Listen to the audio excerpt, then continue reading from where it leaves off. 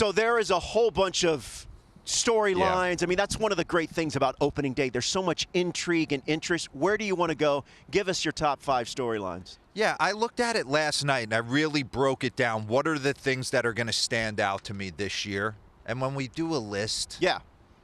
Well, I mean, it's this opening day, so you got to give them the D list in the A block. Run it. Pull up a chair because class is in session. Raise your hand if you have a question. He's been up all night with a pen and pad. If you didn't make the cut, then don't be mad. It takes a lot of work so that this could exist. Ladies and gents, we present the D-List. All right, let's start at number 5. You're getting it for a full season, $162.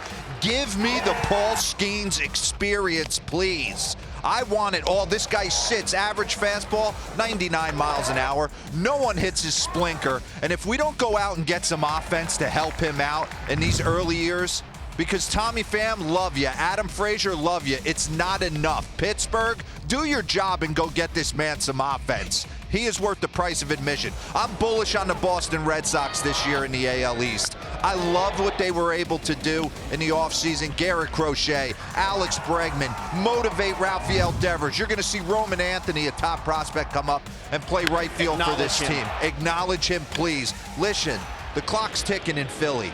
They're not getting any younger, and they know it. The Real Mutos, Schwarbers, Ranger Suarez, they're all going to be free agents at the end of the year. But they got a lot to like on this team. Trey Turner, Christopher Sanchez looks like he's taking the next step to form an unbelievable rotation in Philly.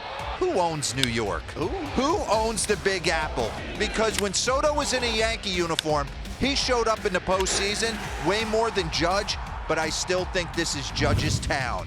Even though Juan's making $405 million more than him, which is absolutely crazy.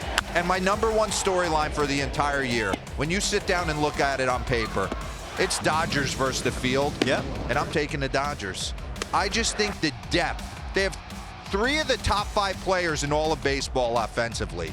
And the depth of their rotation is insane. To sit there on opening day in Tokyo, I woke up at 5:50 and they ran out Yamamoto, who was throwing 97 with a split. He could tell people it was coming, you weren't hitting it. And then it was Banda, Kasperian, Blake Trinan. His ball's moving 7 feet, and back that up with, watch that down with Tanner Scott. Yeah, it's an embarrassment of riches. It really is. It's incredible. I don't know depth-wise how anyone stays with them, and they got that win gene. They don't even need Mookie and Freddie in Japan, and they're figuring out ways to get offense. Yeah, that's one of the many remarkable things about what we saw in Japan from the Dodgers.